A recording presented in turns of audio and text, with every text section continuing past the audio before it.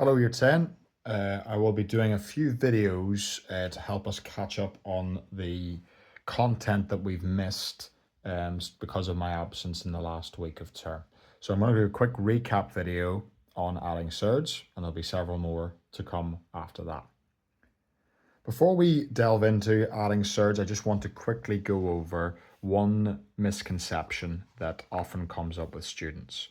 And let's do it in algebraic terms first, and then I'll show you a concrete example. So the root of A plus the root of B does not equal the root of A plus B.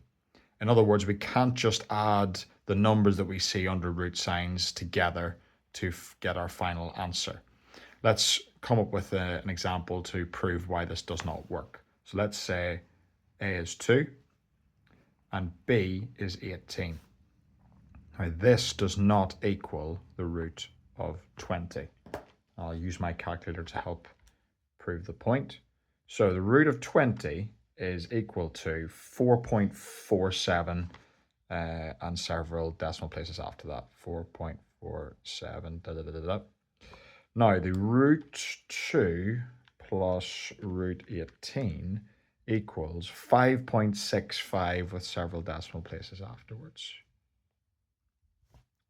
So you can see these two things are not equal.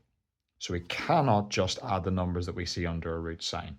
What we do instead is we simplify the roots as best we can to see if we can combine them together from two terms into one. And we'll run through a few examples now so that you get a nice clear picture of how that works. So here's all of my examples. Now the first set of examples have already been simplified. You can see there we've got a root 5 and a root 5. We cannot simplify root 5 any further. And over on the right hand example, we've got root 3 and root 3. We cannot simplify those any further. So that's okay. We're ready to collect these roots. So we've got 2 lots of root 5 plus 7 lots of root 5. So when we add 2 lots of something to 7 lots of something, we get 9 lots. So that's going to be 9 lots of root 5. And that is our answer perfectly simplified. Now over on the right hand side, slightly different, but the same concept. You've got root 3 plus 2 root 3. Now when nothing is written in front of a term in algebra, it is assumed it is 1 lot of root 3 plus 2 lots of root 3. So when we add 1 lot to 2 lots of something, we have 3 lots, and we've got 3 lots of root 3. And these are the simplest examples of adding surds. So let's look at some which involve simplifying next. So I'll move this sheet up so you can see the next couple of examples. So here we've got 3 root 8 plus root 2. Now root 2 cannot be simplified, but root 8 can be. And we know from product of prime factors, it can be written as 2, 2, and 2.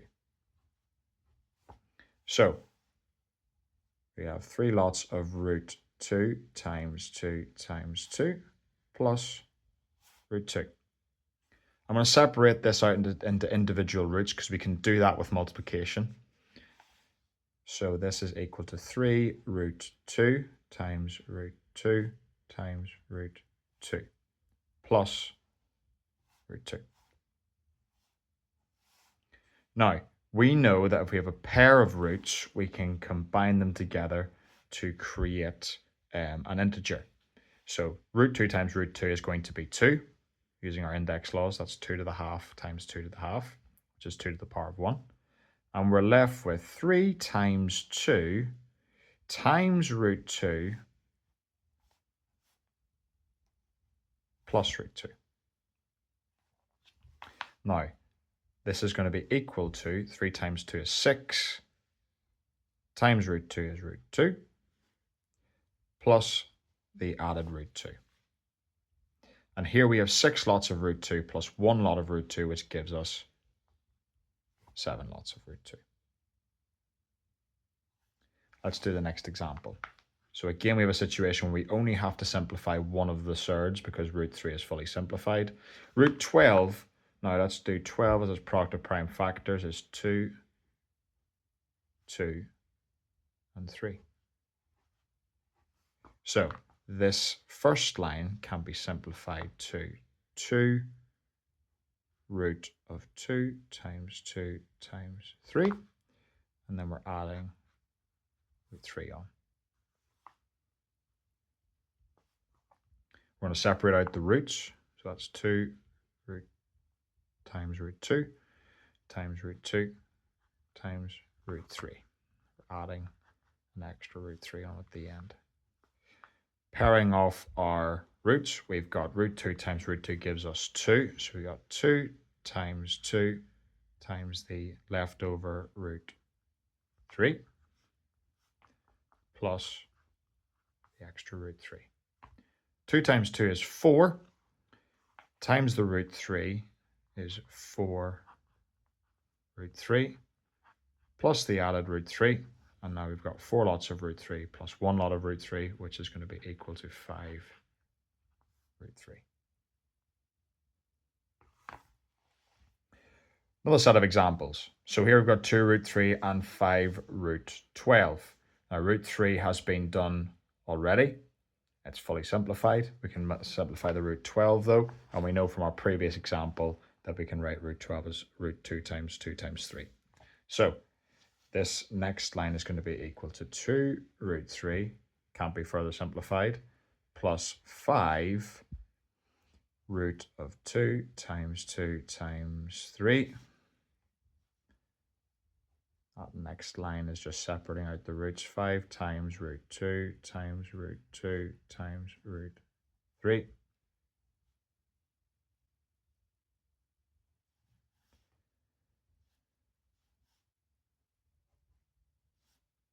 These two root 2's combine to give us 2, so that's going to be plus 5 times 2 times root 3.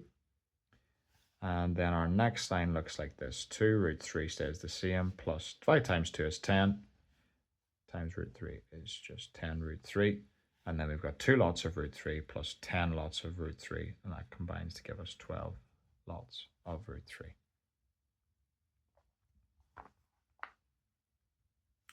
Another example, this time we need to simplify both of the roots. So let's do let's do 240 first, because that probably gives us a clue as to what 60 is going to be. So 240 is 2, 2, 2, 2, 5, and 3.